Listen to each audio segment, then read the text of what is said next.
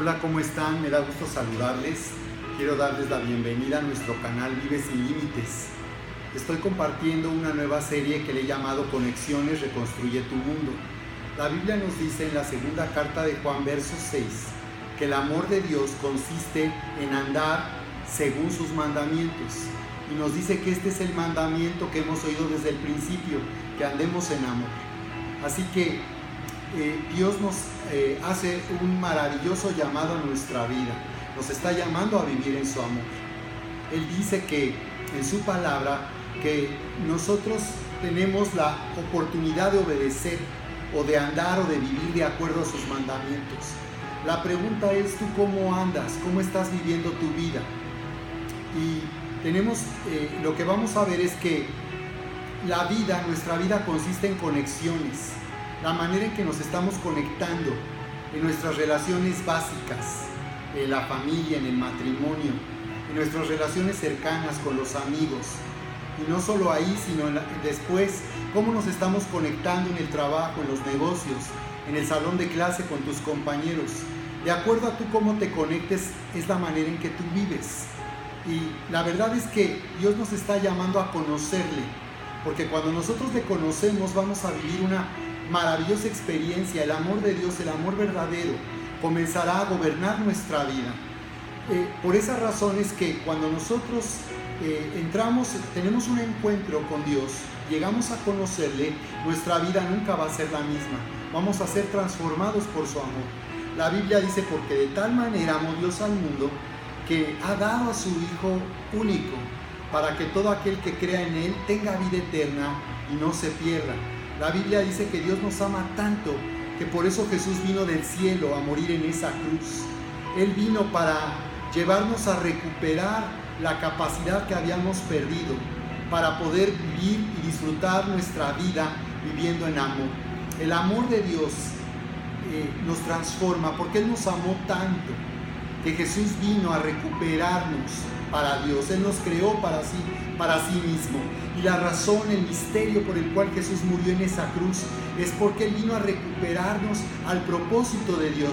Fuimos creados a su imagen y a su semejanza. Así que yo quiero hablar el día de hoy de dos principios en este tema. El tema 2 que estoy dando el día de hoy, la parte 2 de llamado Conectando para Vivir. Y quiero hablar de dos principios. Número 1, nuestro llamado a disfrutar la vida. Dios nos ha llamado a disfrutar de la vida. Y lo más importante son las personas. No es solamente lo que hacemos, sino lo más importante es la calidad de nuestras conexiones, de nuestras relaciones. Y número 2, el secreto para vivir. Así que a través de la Escritura yo quiero que tú veas el consejo de Dios. Y podemos ver nosotros en primer lugar lo que nos dice la primera carta de Juan en el capítulo 1. Primera carta de Juan en el capítulo 1, en los primeros versículos. Dios nos está hablando aquí de el verbo o la palabra de vida que estaba con Dios y que ha existido por siempre. Y que esta vida fue manifestada cuando Jesús vino al mundo y tomó forma de hombre. La Biblia dice en primera de Juan capítulo 1 verso 1, dice: lo que era desde el principio, lo que hemos oído, lo que hemos visto con nuestros ojos, lo que hemos contemplado y palparon nuestras manos tocante al verbo de vida, porque la vida fue manifestada y la hemos visto y testificamos y les anunciamos la vida eterna, la cual estaba con el Padre y se nos manifestó. Así que esta carta fue escrita con el propósito de dar testimonio y anunciar que la vida que estaba en el verbo, dice, la palabra de vida, se está refiriendo a Cristo Jesús. Fue manifestada cuando Él vino al mundo y tomó forma de hombre.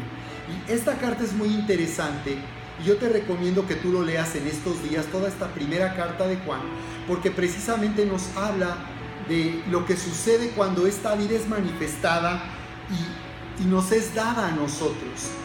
Primero Dios quería manifestar esa vida y dice Juan: nosotros le tocamos, le oímos, le vimos. Y ahora esa vida ha sido manifestada cuando nosotros abrimos nuestro corazón y reconocemos nuestra necesidad de Dios y nos damos cuenta que hemos vivido lejos de Dios y nos volvemos a Dios para conocerle, esa vida va a ser manifestada a nosotros. Y lo que Él va a manifestar en realidad es su amor, porque Dios es amor. El amor de Dios es manifestado a través de la vida. Por eso Jesús es la manifestación del amor de Dios. Si tú quieres conocer a Dios, necesitas entonces observar cómo Jesús vivió, cómo Jesús habló y las cosas que Él hizo. Porque Él manifestó la vida eterna, Él manifestó la vida de Dios y por tanto Él manifestó el amor de Dios. Así que vamos a encontrar un código de comportamiento para disfrutar la vida. Principio número 1, Dios nos ha llamado a disfrutar la vida. Si queremos disfrutar la vida, es necesario que aprendamos a conectar en nuestras relaciones con el amor de Dios. Así que en Colosenses capítulo 3, verso 18, Dios nos habla de esta conexión en nuestras relaciones básicas. Colosenses capítulo 3, en el verso 18, Dios está hablando primeramente al matrimonio y después a la familia. Dice aquí, casadas estén sujetas a sus maridos, como conviene en el Señor. Dice, casadas estén sujetas, no con sujeta, sino estén sujetas. Dice, maridos, amen a sus mujeres y no sean ásperos con ellas. Luego habla de la familia y dice en el verso 20, hijos, obedezcan a sus padres en todo, porque esto agrada al Señor. Luego en el verso 21 le habla a los padres y les dice, papás, no exasperen a sus hijos para que no se desalienten. Y después habla de las relaciones de trabajo, de negocios, cuando dice en el verso 22, siervos, obedezcan en todo a sus amos terrenales, no sirviendo al ojo, como los que quieren agradar a los hombres, sino con corazón sincero, temiendo a Dios.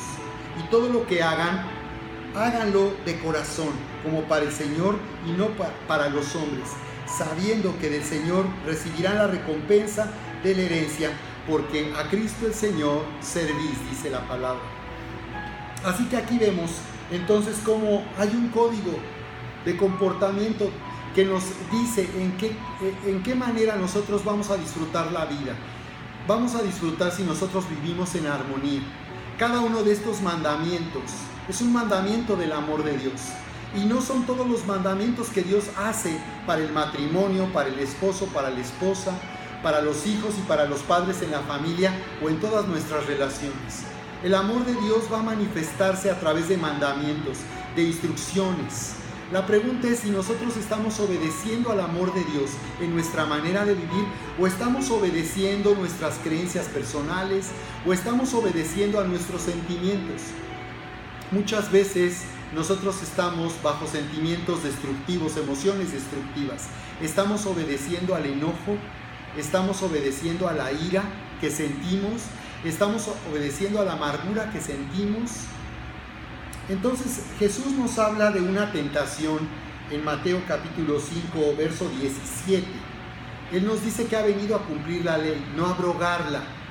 Dice que el que explique, el que hable y el que se refiera a los mandamientos, dice que Él ha dado, dice será grande en el reino, pero aquel que menosprecie o que haga menos los mandamientos de la ley, dice será así también mucho menor en el reino de Dios. Jesús dijo que vino a cumplir la ley. Así que cuando recibimos a Jesús, nosotros recibimos una vida que agradó a Dios, porque Él cumplió la ley. Dice que Él fue tentado en todo, pero no pecó. Así que Jesús sabe por lo que nosotros pasamos en este mundo. Sin embargo, Él vivió una vida perfecta para que nosotros tengamos una vida perfecta. Ahora, de acuerdo a esa vida perfecta que tenemos en nuestra vida, cuando le abrimos nuestro corazón a Jesús y Él viene a nosotros, tenemos una vida perfecta y por tanto tenemos una capacidad para vivir más allá de nuestros límites y vivir sin límites. Así que en Mateo capítulo 5, verso 21, Jesús habla de la tentación del enojo. Él dice, oísteis que fue dicho, no matarás. Entonces Él dice, oísteis que fue dicho. Se está refiriendo a la ley. Los judíos estaban acostumbrados a oír la ley y estaban habituados a oír acerca de los 10 mandamientos, que no es toda la ley. Los 10 mandamientos son una representación de la ley, pero no es toda la ley. Entonces Jesús dijo, ustedes han oído que les fue dicho en la ley, no matarás.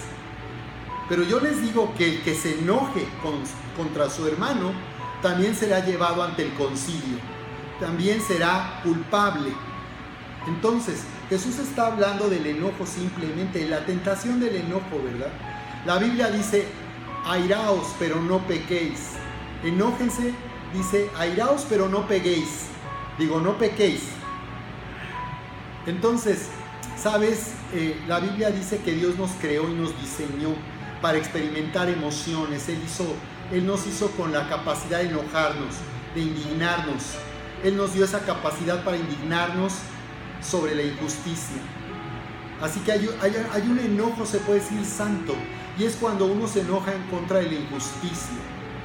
Pero dice la palabra que el enojo se puede convertir en pecado, porque cuando nosotros nos enojamos por algo es porque estamos indignados y nos enojamos por la injusticia. Quizás haya sufrido una injusticia. Cuando sufrimos una injusticia nos vamos a enojar, porque lo que estamos haciendo es responder ante un error, ante un pecado. Entonces, cuando nosotros hemos sido ofendidos, agraviados, eso va a provocar un enojo. Es decir, estamos desaprobando la maldad con la que otros nos están tratando. Pero dice la palabra que el enojo se puede volver pecado cuando nosotros permanecemos enojados y seguimos enojados. Jesús dijo que cualquiera que se enoje contra alguien será culpable como un asesino. Es decir, no solamente la ley dice que no mates, pero ahora hay una nueva norma más elevada que no podemos alcanzar humanamente. Dice que cualquiera que se enoje será culpable de la misma manera que alguien que haya matado a alguien. Por eso algunos dicen que hay miradas que matan, ¿verdad? Entonces, dice la palabra cómo nosotros podemos interiormente ser culpables de la misma manera que un asesino cuando nos enojamos.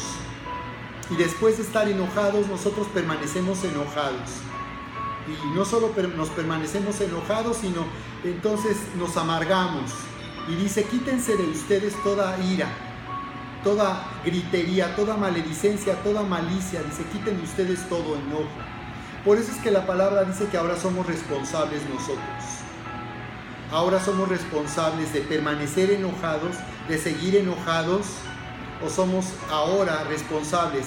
Tenemos la capacidad que nos ha dado el amor de Dios, de vivir y disfrutar nuestras relaciones básicas. Por eso, si quieres vivir en armonía, dice a la esposa, respeta a tu marido, sujétate, dice, sujétate a tu marido. Y la palabra nos está diciendo que la esposa, al sujetarse, no será una sirvienta ni una esclava del esposo. Dios nos está hablando de una nueva cultura, no de la cultura en la que fuimos enseñados, porque quizás tú fuiste enseñado a tratar a la mujer de una manera inferior. En nuestras casas muchas veces las mujeres han recibido un trato diferente al nuestro como hombres, y en nuestra cultura hemos llegado a creer que la mujer es inferior y debe ser tratada como si fuera una sirvienta, una esclava.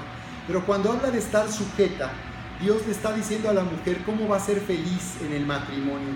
Y es cuando ella sabe estar bajo un cuidado y protección de su esposo.